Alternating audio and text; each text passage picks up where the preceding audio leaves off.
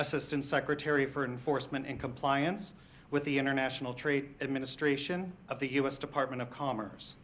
Cynthia Wittenberg, Acting Deputy Executive Assistant Commissioner with the Office of Trade with the Department of Homeland Security, Customs and Border Protection. Stephanie Swirsky, who will later be on our panel, the Deputy Assistant Secretary for Policy with the U.S. Department of Labor. Bill Kraft, Acting Assistant Secretary of State for the Bureau of Economic and Business Affairs with the United States Department of State.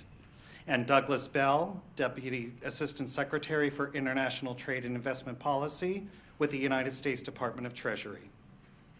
Madam Secretary, I yield the floor to you. Thank you very much. Good morning, everyone, and welcome to the day 2 of hearings on the challenges facing the U.S. steel industry. I want to thank Ambassador Froman and his team for partnering with the Department of Commerce on this very important event. I also want to thank our esteemed panelists for participating today. While many of you testifying represent the steel industry or steel communities, we recognize that other industries are also facing similar concerns. Our hope is that the insight offered in this hearing will prove valuable across all affected industries. Let me begin by stating the obvious. The U.S. steel industry has suffered from a debilitating influx of low-priced imports, much of it dumped or unfairly subsidized by foreign governments.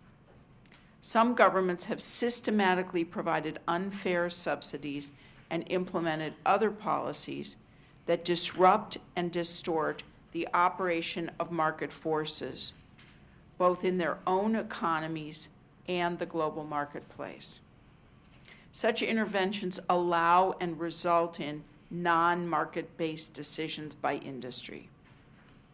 In the steel sector, among others, this type of non-market economic behavior has resulted in massive overproduction and overcapacity, well beyond the quantities demanded by the market. This behavior has had an unacceptable negative impact on competitors and the global economy. We have seen the global price of steel plummet, steel mills around the world close, and thousands of jobs lost, with thousands more at risk. 2 years ago, I met with workers on the shop floor at U.S. Steel's Irvin plant just outside of Pittsburgh, where they make finished steel used for appliances and autos. The men and women that I spoke with were proud of where they worked, but they were anxious about the future of their industry. The hard hat that I was given during that visit sits in my office to this day. It serves as a reminder to me of the contributions that steelworkers and their families make to their communities and to our country. Steelworkers literally have built America.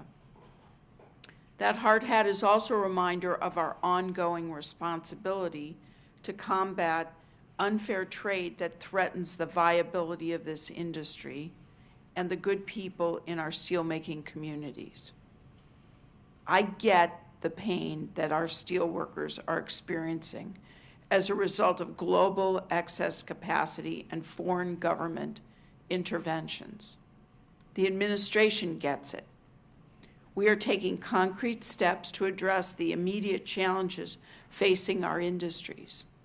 And today, we're interested in hearing about additional steps that we could be taking.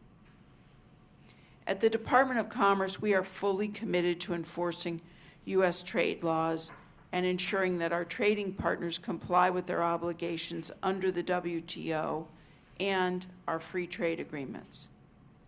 The numbers tell the story. Steel cases comprise approximately 45% of all U.S. final trade remedy measures in place and nearly 74% of our ongoing investigations.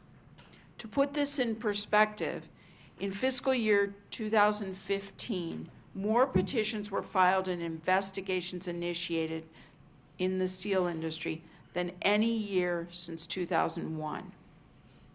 Given the persistence of excess global capacity and current market conditions, this trend shows no sign of abating. We recognize what steel producers are up against, and we are working hard to address the situation with the tools we have. Congress recently provided us with new tools to more effectively enforce anti-dumping and countervailing duty laws by closing certain loopholes created by court decisions. For example, the new law strengthens our ability to deal with foreign producers that do not cooperate with our proceedings.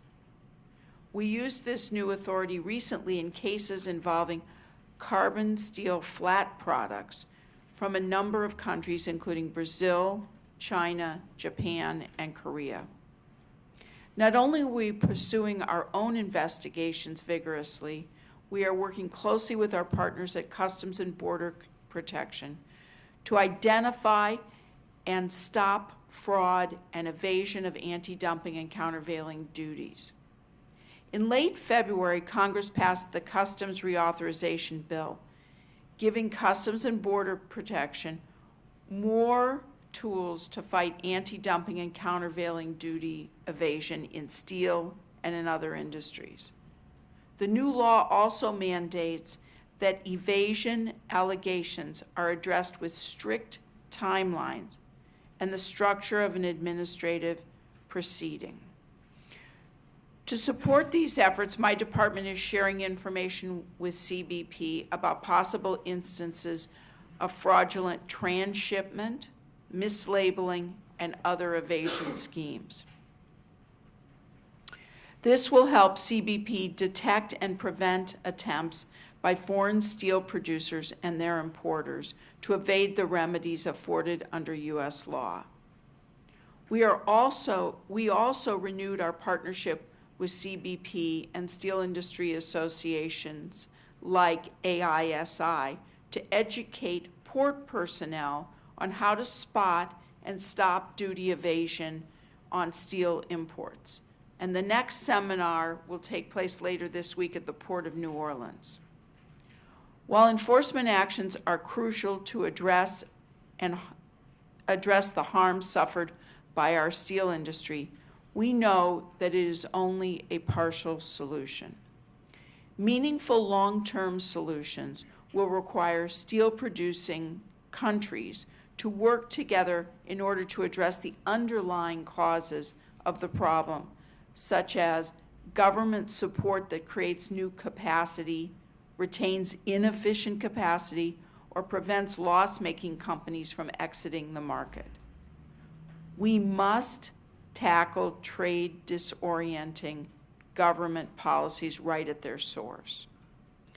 This administration has made reining in overcapacity and the policies and practices that support it a priority through bilateral venues like the U.S.-China Joint Commission on Commerce and Trade and the U.S.-China Strategic and Economic Dialogue, as well as multilateral gatherings like the OECD, G7, and G20.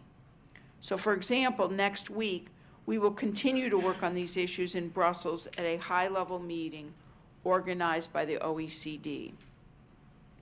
Through enforcement actions and engagements abroad, this administration is working towards both short-term improvements and long-term solutions to address the challenges facing the steel industry. But in order for us to better address this problem, we need to learn more from both industry leaders and representatives from communities directly impacted. Today, I look forward to hearing from you about the challenges you face, exactly how excess global capacity is affecting your companies, your industries, workers, and your communities, and the additional actions that the government can take to help address the situation today and solve the problem for the long term.